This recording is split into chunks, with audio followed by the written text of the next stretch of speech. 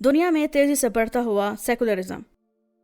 1850 میں ٹیکساس کے شہر مسوری میں جرمنی سے آنے والے کیتھولک مسیحیوں نے اپنا سارا پیسہ خرچ کر کے ایک کلیسا کی بنیاد رکھی۔ 1899 میں سینٹ لیبوریس چرچ کامل ہوا، بلند اور بالا دیواروں اور وسیع ہنری شاہکار، جس کو ممبرز اور فنڈز نہ ہونے کی وجہ سے 1992 میں بند کر دیا گیا۔ اس چرچ کی جگہ ایک اسکیٹ بورڈ پارک بنایا گیا جس کا نام رکھا گیا لیبوریس اسکیٹ پارک۔ جو کچھ بھی سینٹ لیبوریس چرچ کے ساتھ ہوا یہ کوئی ایک واقعہ نہیں ہے، بلکہ بڑے پیمانے پر ہونے والی تبدیلی کا ایک حصہ ہے۔ امریکہ میں 6 سے 10 ہزار چرچ ہر سال بند ہو رہے ہیں۔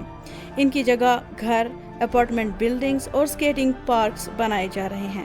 ترقی یافتہ ممالک میں سیکولرزم کے فروغ پر بات کرنے سے پہلے ہم بات کریں گے دو ٹرمینالوجیز کی، سیکولرائزیشن اور ماڈرنائزیشن۔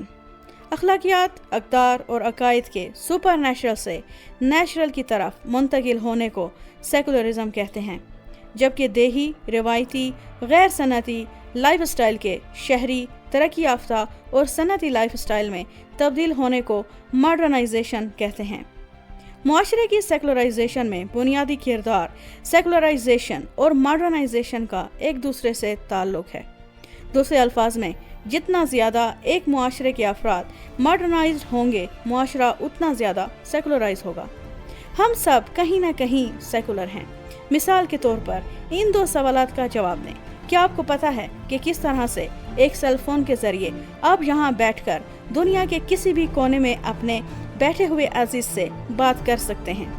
آپ میں سے کچھ کو اس سوال کا جواب معلوم ہے، جبکہ ہم میں سے بہت سوں کو اس کا علم نہیں ہوگا۔ کیا آپ کے خیال میں ایک سیل فون جادو سے کام کرتا ہے یا ڈیوائن کمانڈز کو فالو کرتا ہے؟ دوسرا سوال، جب آپ کا سیل فون خراب ہو جائے تو آپ ریپیئر کے لیے کس کے پاس لے کر جائیں گے؟ کسی مولانا کے پاس یا اس کے پاس جس کے پاس موبائل فون کا نالج ہے، وہ ڈیجیٹل ٹیکنالوجی کو اچھی طرح سے سمجھتا ہے؟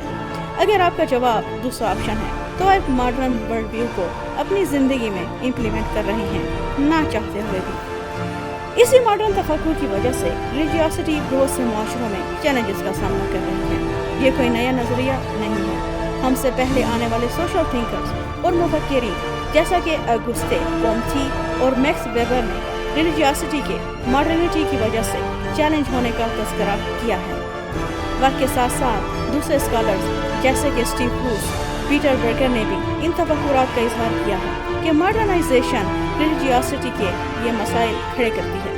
وہ ممالک جو تیزی سے ماڈرنائز ہو رہے ہیں اور جہاں لوگوں کو مذہب کی آزادی حاصل ہے، لوگوں کی اکثریت سیکولرزم کو انتخاب کرتی ہے، لیکن مذہب سے دوری دنیا کے ہر خطے میں شکل اختیار نہیں کر رہی، جس کی دو بنیادی وجوہات ہیں۔ معاشرے کی سیکولرائزیشن کے لیے دو چیزوں کا ہونا انتہائی ضروری ہے۔ پہلی چیز، کیا لوگوں کو مذہب چھوڑنے کی آزادی حاصل ہے یا نہیں، اور دوسری ضروری چیز یہ کہ کیا وہ معاشرہ ماڈرنائزیشن کے لیے تیار ہے یا نہیں۔ اگر کسی معاشرے میں مذہب کو چھوڑنے پر لوگوں کو سزائے موت ہو، جیسا کہ بہت سے ممالک میں ایسا ہی ہے، لوگ اس بات کو ماننے کے لیے تیار نہیں ہوتے کہ اب وہ مذہبی نہیں رہے۔ یہی وجہ ہے کہ بہت سے ممالک میں ہمیں آرٹیفیشل ریلیجیوسٹی دیکھنے کو ملتی ہے۔ ان ممالک میں مذہبی لوگوں کے اعداد و شمار ان ریلائبل ہوتے ہیں، کیونکہ لوگ اوپنلی مذہبی نہ ہونے کو سنگین سزاؤں کی وجہ سے ایکسیپٹ نہیں کر پاتے۔ سیکولرزم کی ایک اچھی بات یہ ہے کہ اس کے اندر کانٹیکسٹ کی ڈائیورسٹی پائی جاتی ہے۔ یہاں پر ہم 4 اہم ممالک کی بات کریں گے: ناروے، چلی، ساؤتھ کوریا اور امریکہ۔ اگر اعداد و شمار کو دیکھا جائے، ناروے میں 2008 سے لے کر 2018 تک کے اعداد و شمار کے مطابق چرچ سے جڑے نرویجین لوگوں کی شرح 77 سے کم ہو کر 62 تک گری ہے۔ 1992 سے لے کر 2018 تک خدا پر یقین رکھنے والے لوگوں کی شرح 41 سے لے کر 34 تک گری ہے۔ اب بات کریں گے چلی کی، جہاں 1988 سے لے کر 2018 تک یہ شرح 50% سے لے کر 13% تک گری ہے۔ جنوبی کوریا سیکولرائزیشن کی ایک دلچسپ مثال ہے، جہاں 1980 اور 1990 کی دہائی میں مختصر عرصے کے لیے مذہبیت یا ریلیجیوسٹی اپنی اوج کو پہنچی۔ اب جبکہ گزشتہ چند سالوں میں یہ ملک تیزی سے ماڈرنائز ہوا ہے، 54% آبادی اپنے آپ کو لادین یا ایتھیس آئیڈینٹیفائی کرتی ہے۔ یہ دنیا میں کسی بھی ملک میں ایتھیس کی سب سے بڑی تعداد ہے۔ اور اب بات کرتے ہیں امریکہ کی، جہاں مذہب کی آزادی کی وجہ سے یہ سمجھا جاتا تھا کہ سیکولرزم فروغ نہیں پا سکتا اور یہ ملک پہلے سے ہی کافی ماڈرنائز تھا۔ لیکن جنگ عظیم 2 کے بعد سوویت یونین اور امریکہ کے درمیان تناؤ، جس میں امریکہ نے خود کو خدا کا پرچمدار اور سوویت یونین کو کمیونسٹ لادین قرار دیا اور جنگ لڑی، جس کی وجہ سے لوگوں کے نظریات کافی حد تک بدلے۔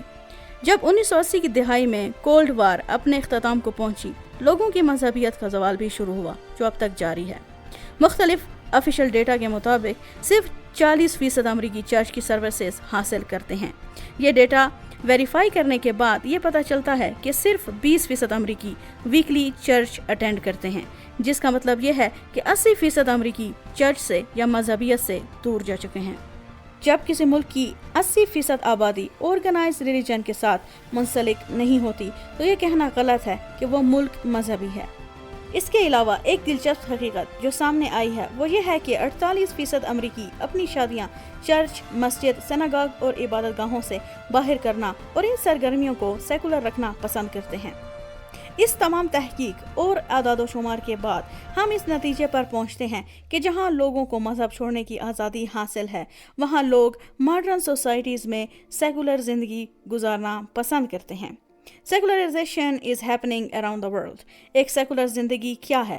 اس کا ایک آسان جواب یہ ہے کہ سیکولر زندگی ایک نارمل زندگی ہے، کیونکہ اکثریت لوگوں کی زندگیاں چاہے وہ مذہبی ہوں یا سیکولر ہوں، سیکولر لوگ مورل ہوتے ہیں، خوش ہوتے ہیں اور ویل ایڈجسٹڈ ہوتے ہیں، لیکن ان کو بھی انہی مشکلات کا سامنا کرنا پڑتا ہے جو کہ مذہبی لوگ کرتے ہیں، جیسا کہ ریلیشن شپس، اکانومی، فائنینس یا اپنی زندگی میں معنی اور مفہوم تلاش کرنا۔ انسان ذاتی اور اندرونی طور پر مذہبی پیدا ہوتا ہے، یہ نظریہ غلط ہے اور اس کی بنیاد سوسائٹل نارمز پر ہے، نہ ایوولوشن پر۔